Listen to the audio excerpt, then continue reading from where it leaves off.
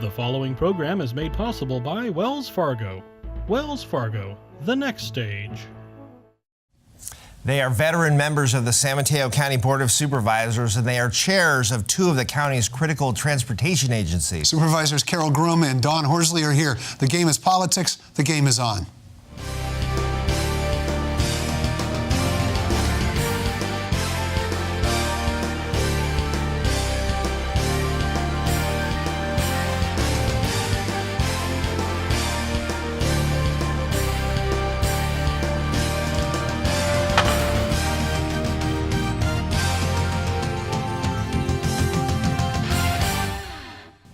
Hi, I'm Kevin Mullen. And I'm Mark Simon. Welcome to the game. It's a continuing theme on our show and in the daily lives of our community.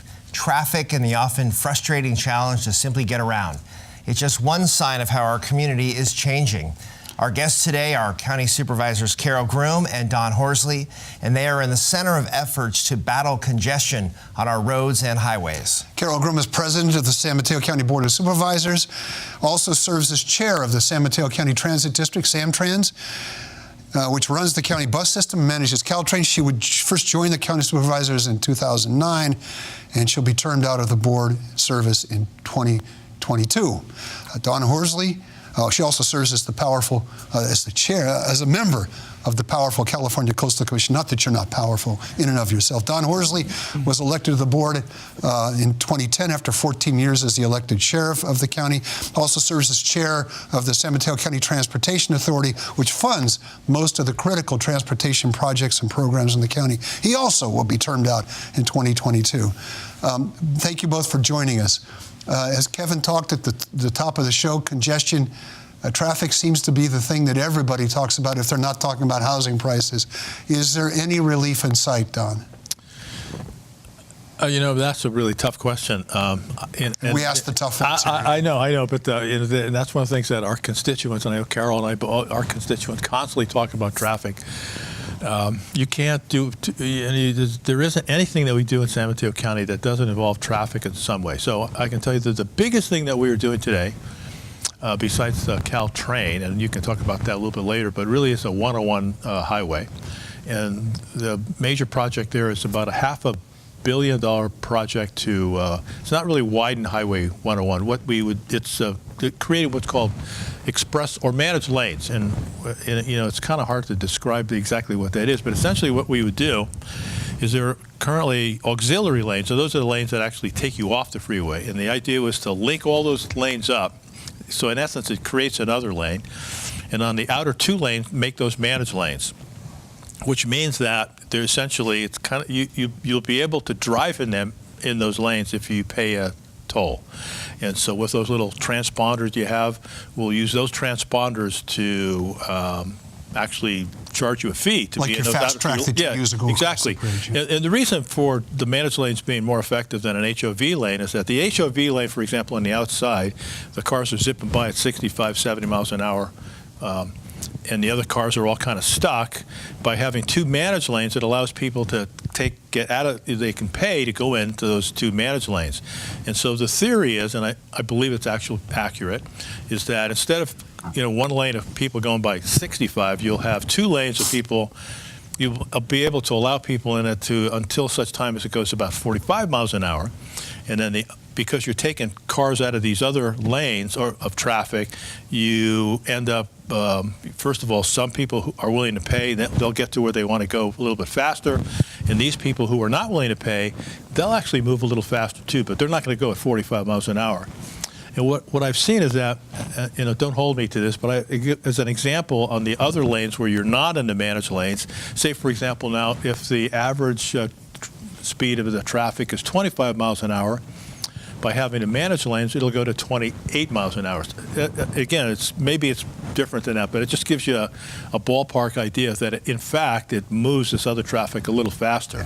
For the sake of this discussion, I should disclose I worked at SamTrans and Caltrain and the TA when this project first got proposed. Yeah. Carole, the criticism of it you hear is Lexus lanes. That is basically just anybody who can afford to go into the fast lanes gets to go. It's going to be wealthier people, and the rest of us poor slobs are stuck in the same old traffic. Yeah, we hear that a lot, but I think that the more people that are in the toll lane, there's more room in the other lanes, and let's hope that that balances out.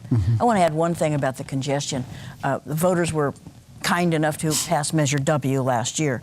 Measure W has a significant amount of money in it for the local cities to bid on to clear up some of their most congested intersections. So hopefully that will help as well. And that's in part because people are getting off the freeway to go to surface roads to avoid the freeway. Years ago when Kevin came to us as you were the select chair of the 101 committee, that's when this all really began, all this hard work and some of the transportation measures that we've been able to pass. But yes, 101 is congested, El Camino is congested, the Old County Road and Industrial are now congested, and so we've got to free up some of the east-west intersections, and I hope that the Measure W money will allow that. Well, so if I go back to I think I described that thing pretty adequately. You probably know because you used to serve on SamTrans. One of the things that will happen, because people are paying to be in these managed lanes, there will be revenue. We estimate the revenue is going to be potentially $9 to $10 million a year. That money, it doesn't go into the pockets of the cities or the county. It has to stay in the corridor. So the idea is with the money, the additional money that the people in these lanes pay, we'll be able to do things like express buses. So we can subsidize public transportation in a way that we currently can't do that. So it does have, and we also, the other thing is we'll certainly have some equity for people who the lower income folks to be able to use those managed lanes as well. So we've thought about equity for the lower wage earners, and we've also thought about improving public transportation. But we don't have any more room for more freeways or more. You can't. There's no more lanes, so you just have to make do with what we have. And we think that this is actually it's not a panacea, but it's at least something to move that traffic through. And if we don't, if the gridlock gets worse, that can in fact affect the economy of the Bay Area. We've also purchased 9 or 10 electric buses at SamTrans, and we'll be able to think we could do some express lanes on El Camino and perhaps some express lanes on the freeway with those electric buses. I'm hoping that people will be enticed by the fact that it's electric, they're newer kind of models, that more people may be willing to get out of their car and get on one of the new bus routes. So that should start in the fall or next year, but I really have a lot of hope for that. So Carole mentions the origins of this was actually a recognition of all of the economic activity that's happening in just this Highway 101 corridor in San Mateo County, lowest unemployment rate in the state, tons of job creation and tax revenue generation just from this area here. But these projects cost money, $500 million project. There is, however, a private component. Facebook and some of the other larger employers are kicking in. So it is something of a model public-private partnership. But just on the money question and that increasing recognition of San Mateo County's economy, we have SB1 at the state level, regional Measure 3, a toll increase on the regional level. Measure W was mentioned, the sales tax increase.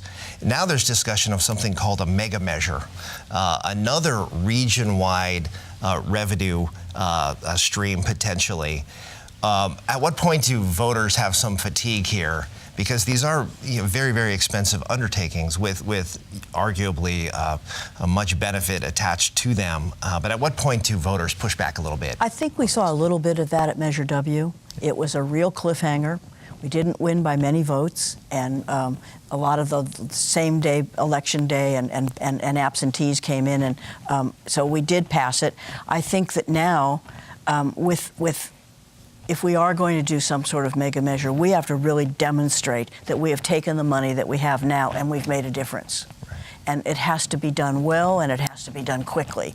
And it's major construction on 101, but we've got to prove that these answers are working. Right, these previous investments are actually yielding those results. And we've got to be able to demonstrate that to the voters, because it is. I mean, we're at sales tax close to 10% now in some cities, and that's a lot of money. Well, these managed lanes, the $500 million, that's should be done in 2 years. So we should be able to demonstrate some improvement, some relief on Highway 101. But some of the bigger projects that take more time, and probably about the last I saw it somewhere. Well, Carole and I were at a meeting last night. We're talking about grade separations through the whole county. So for the railroad, essentially, we're electrifying the train, potentially having the train go over to the East Bay, which really kind of is the dream of being able to have a system circulating the entire Bay Area. Really is a BART and Caltrain. But in that case, if you do all the grade separation from Santa Clara County all the way into San Francisco, that's about $11 billion. Right. But if you do that, instead of taking 60,000 people a day, you can do 200,000 people a day, which is essentially the equivalent of eliminating a 4-lane freeway. So I think there are projects in the pipeline that can actually offer relief to traffic. The San Bruno grade separation was almost $280 million. The Broadway grade separation is well over $300 million. So it's the other hope that I have is that the Facebook partnership with the Dunbarton Corridor. They have put $1 million or so in to help us do the environmental study and early design work. And if with some improvements made on the on and exit existing ramps, both in this side of the bay and in the Newark side of the bay, plus resurfacing Dunbarton and then hopefully rebuilding the train, I think we can improve that part of the county. We're going to take a quick break. We'll be right back. Stick around.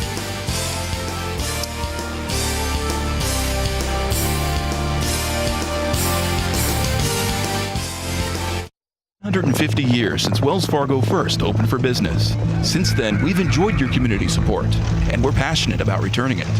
Every day, Wells Fargo team members roll up their sleeves and donate their time to organizations and charitable groups throughout the Bay Area.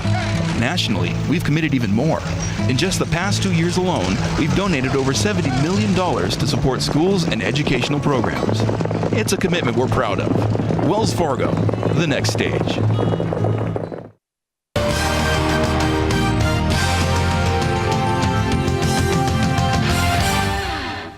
Welcome back to the game. I'm Mark Simon. He's Kevin Mullen. Over here we have San Mateo County Supervisors Carole Groom and Don Horsley.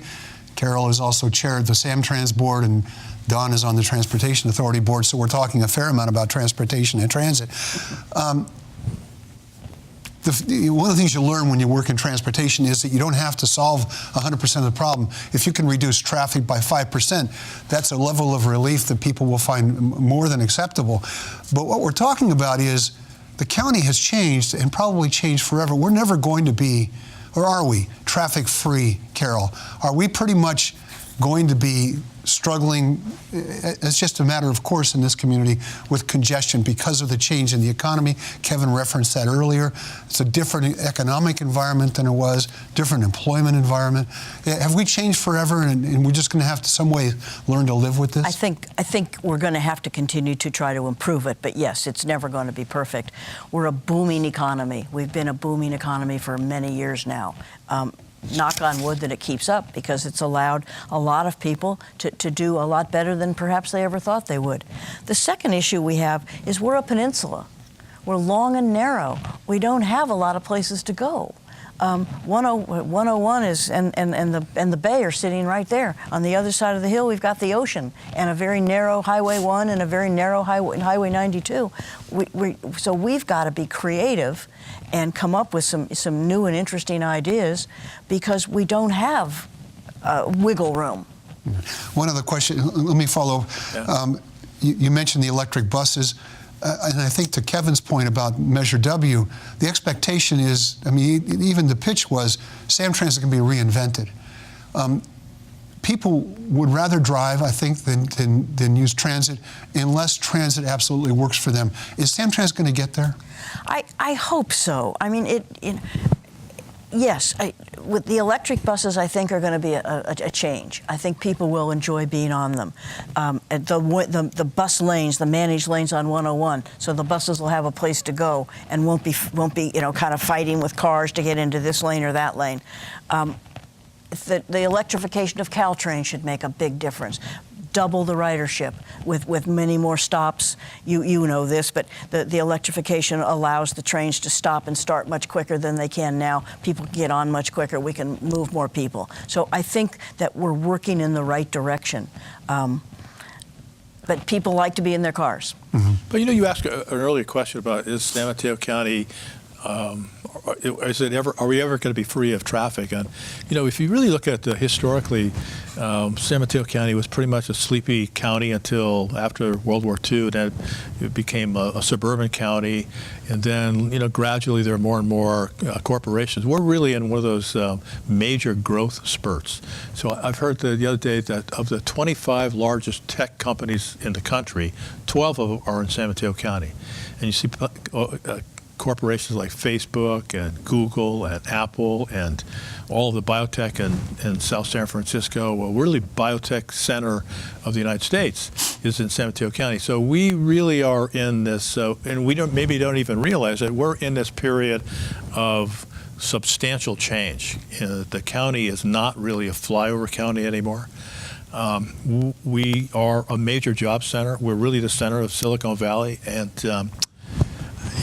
we're just going to, it's changing, and people don't like change, so it's difficult. But eventually, I think we're going to come out okay. We're really driving the economy for the United States. Yeah, so we're this economic powerhouse here in San Mateo County, but we have a political behemoth in the city and county of San Francisco to the north, right. A very sizable city, a behemoth in its own right, San Jose to the south. So there are all sorts of discussions around the governance of, say, Caltrain, which is a 3-county system, joint powers board.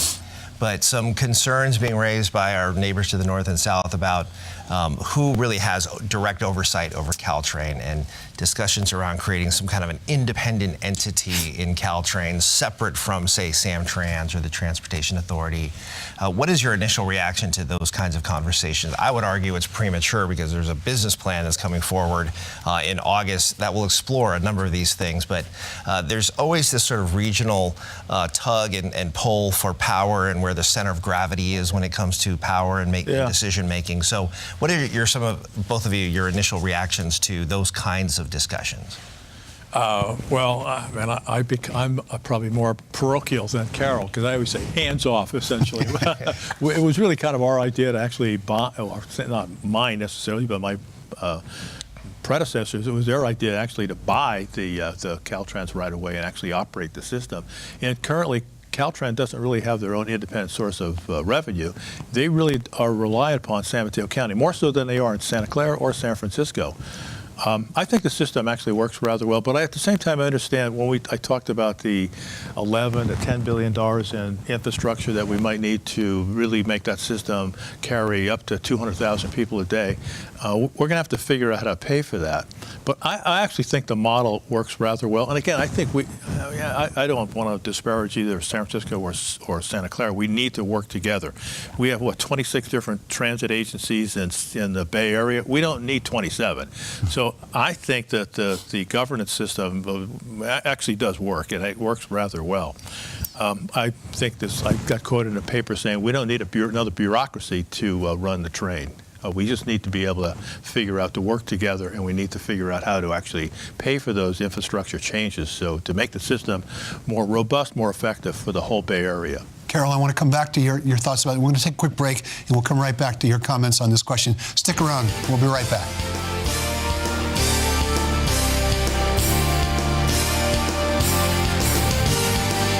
It's been over 150 years since Wells Fargo first opened for business. Since then, we've enjoyed your community support, and we're passionate about returning it. Every day, Wells Fargo team members roll up their sleeves and donate their time to organizations and charitable groups throughout the Bay Area. Nationally, we've committed even more. In just the past 2 years alone, we've donated over $70 million to support schools and educational programs. It's a commitment we're proud of. Wells Fargo, the next stage.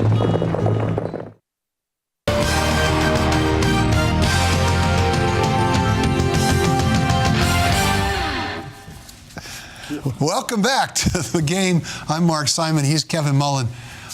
Over here we have Supervisors Carole Groom and Don Horsley. We're talking about transportation.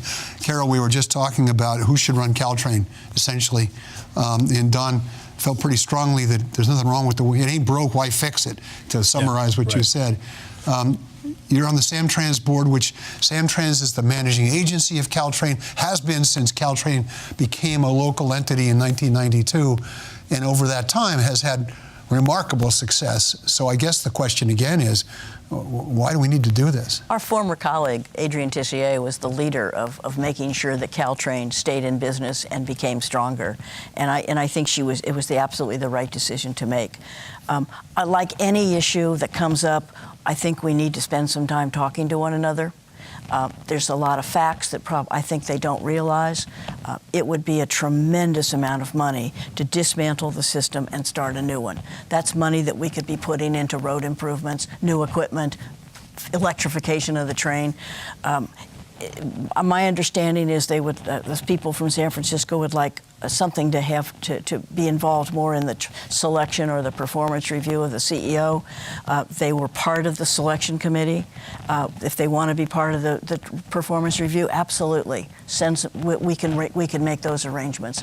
But I certainly would not start dismantling in a big way as we now have some more money. As Kevin said earlier, we got 3 or 4 transportation measures. We can now have some money and flexibility to start doing things. Let's not waste our time dismantling. Let's spend our time growing and building. So one of the issues that arises, and this is an example of it, is San Mateo County is dominated by the political behemoths that either side. I'll be more blunt about it than Kevin would, because he has a career to worry about.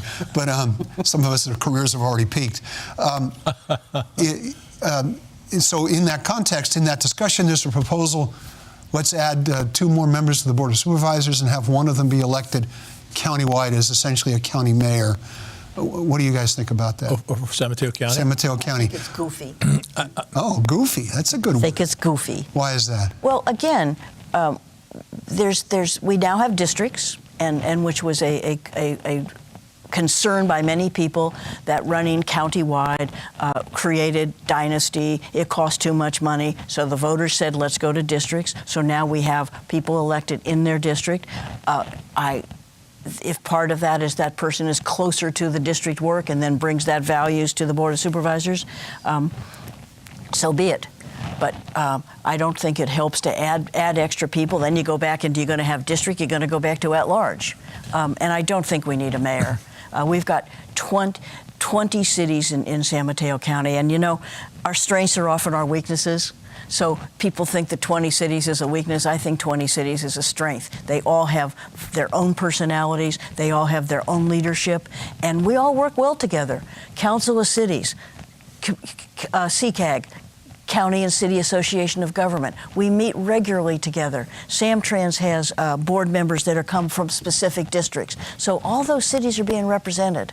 And if somebody feels they're not being represented, let them come forward and we'll talk about it. But the question isn't whether they're represented within the county, but whether or not the county has enough stature regionally. But I think we do in the amount of people that we have working on these issues. Well, I'm not going to say disagree with what Carole said. It's because she's right. But I think the other thing is that, anytime there's anything major in the Bay Area, whether it's the governor coming or even the president, it's going to be the mayor of San Jose, the mayor of Oakland, and the mayor of San Francisco. And it's kind of, our problem is that we don't have any large city. And to make that idea of a county mayor to be really effective, you'd have to consolidate all the cities. Yeah. That would mean it would be very difficult to do, because the cities are not going to give up their control over land use, and every city thinks of themselves as having a separate and distinct culture. In fact, they do in San Mateo County. But because of the fact that we're so bifurcated or balkanized, we don't speak with, I know we try to speak with one voice, but we don't have anybody the stature of London Breed or Sam Liccardo or of the mayor of Oakland. So I don't think that just an artifice of calling one of us as the mayor is going to actually do it. Yeah. Maybe at some point, because of the fact that if there was a major financial problem and all the cities ended up having to consolidate, you'd end up with a single one entity running the whole city or the whole county, and then you would have a mayor that would have some stature. But to do that in this county in this day and age would be, I think, nigh impossible. We talked earlier about whether or not the county has changed forever, and whether or not the congestion is going to continue. We haven't talked much about housing, and we don't have a ton of time, but I want to talk specifically about growth and development on the coast side, which is an area you represent. Because the question is, wouldn't that be, when you're looking for places where we can still build, where there's still available land, you have to look at a huge amount of space that's available basically once you go from 280 west. And that obviously comes also under Carole's jurisdiction because the Coastal Commission has a lot of authority there. We've only got a couple of minutes, so it's a tough topic to tackle. But are we going to see any kind of growth or development on the coast side, or is that essentially hands off, Don? I wouldn't say it's, if you were to talk to my constituents, they would say, put out the no vacancy sign. There's coastside people, I think it's because of love of community. They love where they're at. They pretty much oppose every stick of housing, every project that's on the coastside they oppose. So it's very difficult. We do encourage infill in some of the villages. On the other hand, a lot of the open spaces we've really protected. So in some ways, I think we've done a remarkably good job, the Coastal Commission and the Board of Supervisors, in protecting the whole coast. And it is an area that is pretty special to not only people on the coast side, but people from South San Francisco to East Palo Alto. In fact, even on some really hot summer days, you have people even come up from Fresno because of the beautiful San Mateo County coast. So I think there'll be some incremental growth, but it's not going to see the same kind of growth that you're going to see in Redwood City or Daly City. We've got less than a minute, Carole. The Coastal Commission does approve really thoughtful, environmentally sound projects. And so it does take a special developer and a special group of people to find something. But up and down the coast, we have done infill, as Don said, and there is some more housing. Several years ago, the legislature took housing authority away from the Coastal Commission, so we don't have as much to say as we once did. Supervisor Carole Groom, Supervisor Don Horsley, thank you for being with us. Thanks for having me. We'll see you again soon, I suspect. And thank you for being with us. I'm Mark Simon. And I'm Kevin Moore. Join us next time on The Game.